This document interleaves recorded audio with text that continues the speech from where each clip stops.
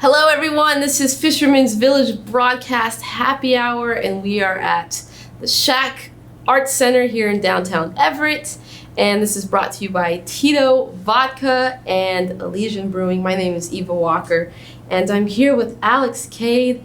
I think the last time I saw you was KEXP's Gathering Space. Was that a year ago? Yeah, I booked you for Folk Life because I wanted more hip hop for Folk Life. That was my first festival, actually. Really? Ever. You know, people forget that hip hop is like true folk music, and I think people forget that. So my goal for that was to book more hip hop. I appreciate that you music. I mean, it's, and I've said this before. It's one of the most accurate documentations we have of American history is hip hop music, and I think people forget about that. So it's very folk. So, and it's I'm a rock and roll musician. I wish I was a hip-hop artist. I've tried, and it's bad. So before we talk about this year, let's talk about last year. How was your last year, 2019, before all this COVID stuff? Memorable. It was lovely. Feels like COVID, 1,000 years ago now. COVID free. That's what 2019 was. But 2019 was a great year for me, my team. We did Sound Off, Folk Life, Bumper Shoot. Supposed to do some other shows. Was out of town for those, but yeah, 2019 was a great year. Released a nice body of work that I was very proud of. Still am proud of for a reason, and yeah, we just had fun. Yeah. You know, we're gonna make the best of this year. We're trying to. So. Yeah, I mean, it feels like it was ages ago. So you're originally from Detroit. Yes. I just learned that today. I had no idea. So are you connected with the music scene over there? I try to keep up with the music over there. As far as the artists doing their thing, like, artists in my position and other upcoming artists as well as, the mainstream underground scene, so I try to keep up. Yeah. Do you have any current favorite artists out of Detroit right now? Oh, Sada baby doing his thing. Yeah, doing his thing. Nice. Yeah, he's going nuts out there. And shout out Sean, Big Sean, dropping Detroit too, going crazy. City winning. One of the most interesting things that I read about you that I really admired because I can relate to this was your influences and how different it is. It's like I think I saw, was it Pantera or Paramore? It was one of those. Begins with a P. Oh, Paramore. Yeah. And then like Anita Baker. Oh yeah. And that's super impressive. I love that range of influence. My influences range from like Kraftwerk to like Dolly Parton to Bone Thugs and Harmony. Just like this everywhere.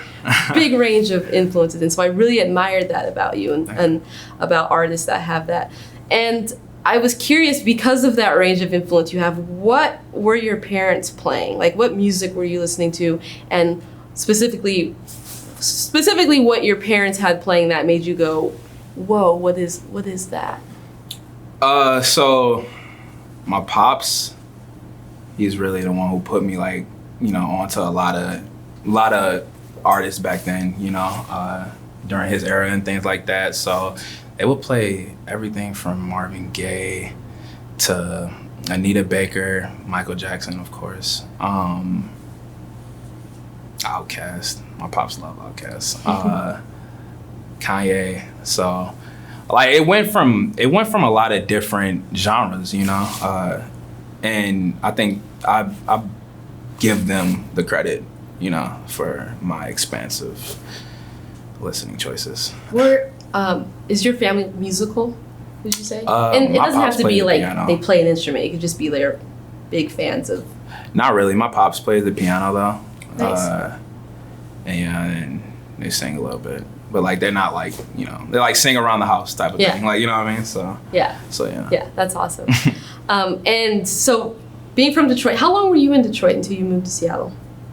So I was in Detroit until 7 or 8, moved out of there, went to another city, about a half hour, 45 out,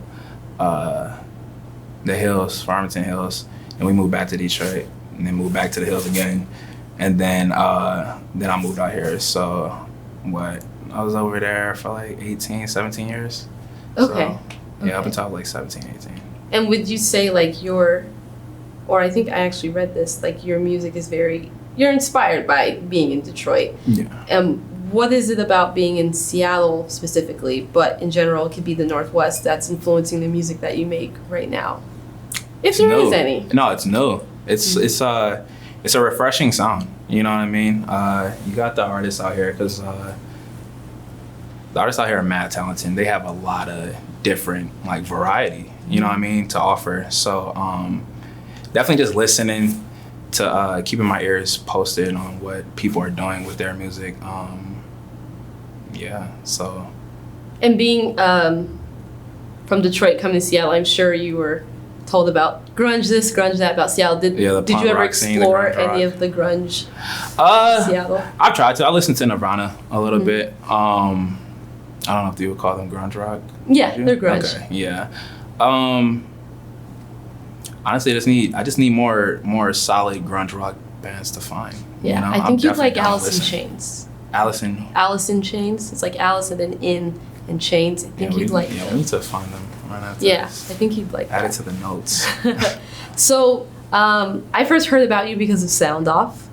And the year that you were in Sound Off, that was just last year, 2019? Yes. Okay. We weren't able to do the finals or whatever because of, COVID or whatever. But since Sound Off, what has been the path since then? What has that helped with? So Sound Off opened me up to a whole bunch of. They brought me to a whole new fan base. You know what I mean? I give Sound Off and Mopop like a lot of credit because they did help me. And shout out Robert. He knows.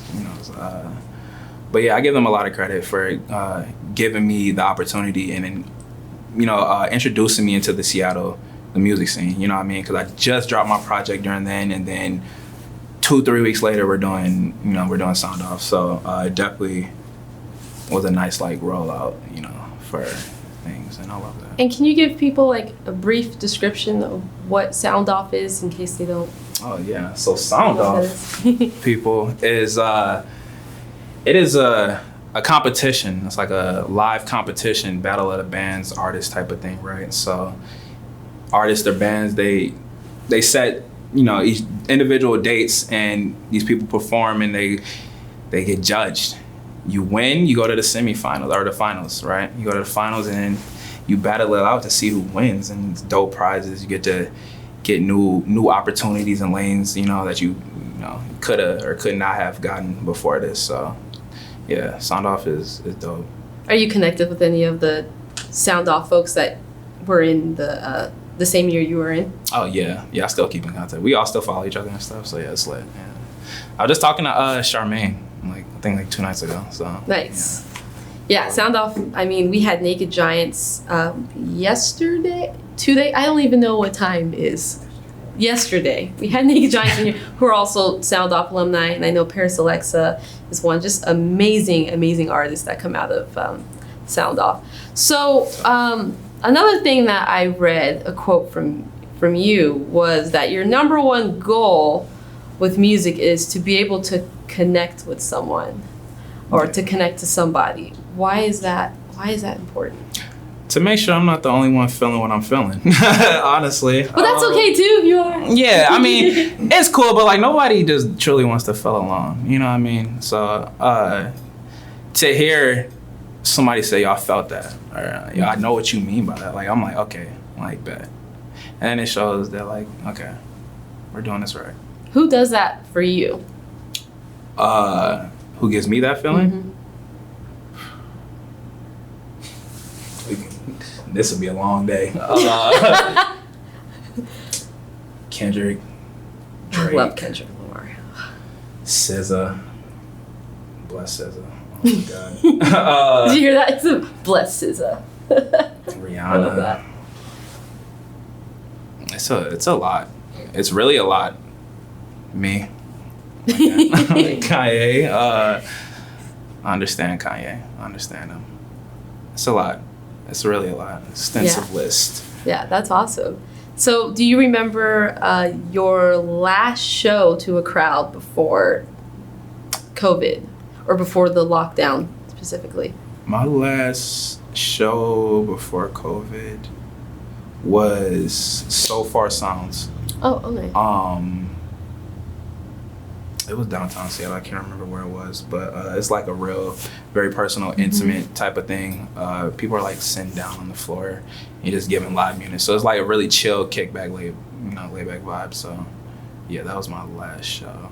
And when you think back on that, are you like, wow, if I knew that was my last performance? I would have went crazy. I would have made him. I would have gave him a moment. Like, I would have went crazy. Like, no, I would have went viral that night for sure. And so how are you getting through right now? Music. With all this. Music, honestly. Just continuing to create. I'm very inspired. I'm gonna be honest. Like, I see a lot of negative things going on right now on my timeline and social feeds. But me personally, with my art, I am mad inspired right now. I don't know how I pulled this out, but yeah, we're doing it. Stay safe, Knox. You already know he's going crazy right now. No, that's good to hear because I've been having this conversation all week with musicians and asking them, how do you feel during this? Are you feeling more creative? Are you not feeling creative? And some artists feel the pressure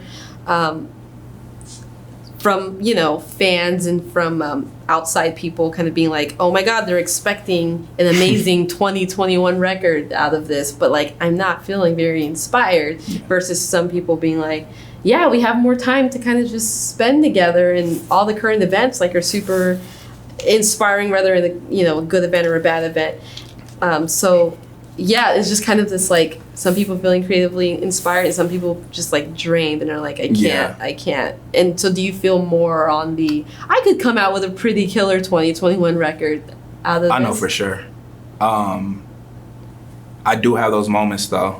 Throughout this pandemic, I have had moments where it's just been like, okay, like I'm just not feeling it. Like I went like a good like 3 weeks without recording. Like, and I try to record every day, you know what I mean? So I went like a good 3 weeks like without recording, and I just was not feeling it like at all. And it was like, there's a lot of negativity going on my timeline, and I'm just like, yeah, just not today, so. Yeah, the timeline thing. I feel people on that, I definitely do. Yeah, the timeline thing is not great because it's like, not only is it the events that are happening that we're being reminded of, it's like now people have way too much time they're spending on the internet, so all they can do is just kind of like they got time today. Oh yeah, they got time today. Oh, man. Have you been doing any of the streams or watching the streams? And as an artist, how do you feel about this new virtual way of performing? I've been watching the streams. I watched Tori's. I watched a good amount. I think they did a couple downtown, but just watching and seeing how everybody else is handling this, like other artists and stuff like that. What was your last question? Like, how does it feel as to be the one performing via the streams? How does that feel not having that audience, which we were kind of talking about before the camera started, not having that audience interaction? How do you present now to the internet? It's different, right? So it's like it's a whole new experience that I tried to try to get ready for, try to prepare for during rehearsals and stuff. But like we were saying like, put a mirror. I was telling one of my boys, put a mirror at the end of the stage and I just look at myself while I'm performing. That's a good idea. I didn't think like, you know what I mean? Like on some like, cause I'll be in the mirror in the bathroom, doing my thing. But it's definitely different. Would take some time to adjust. But then, I heard somebody say, treat it like a music video, and oh, that's a good point. So once one of these guys told me that, I was like, yeah, that's actually the best way to do this. Yeah. so yeah, it's different, but I think hopefully this isn't the norm for a minute. Oh my God. I don't have to get used to this. You know what I mean? Then I won't tell you my opinion of it because it'll bring you down. So what are you working on now? Since you've been, for the most part, feeling creative, despite the 3 weeks that you had, is there any releases that we could be expecting? Yeah, hopefully by the time this is out, this EP is dropped, because we're working hard on that right now. So me and my producer, Stay Safe Knox. We're going really in right now on this project, trying to really perfect the sound. So expect it soon. Is there like a month that we can expect it? You can be like, no, just wait till it's done. There's some coming in October for sure. October. Oh, wow. For sure, yeah. Okay. For sure. Like late October, early October, mid-October? Let's do. I'm excited. That's why I'm asking. Let's say late October. You're going to send it to me first for audio of course, waivers? I got you. Get the DM link. I got you. Thank you so much for talking with me, man, and great performance. Alex, Cade, keep an ear out for this record that's going to be coming out, so you don't want to miss that. I'm Eva Walker. Thanks for tuning in.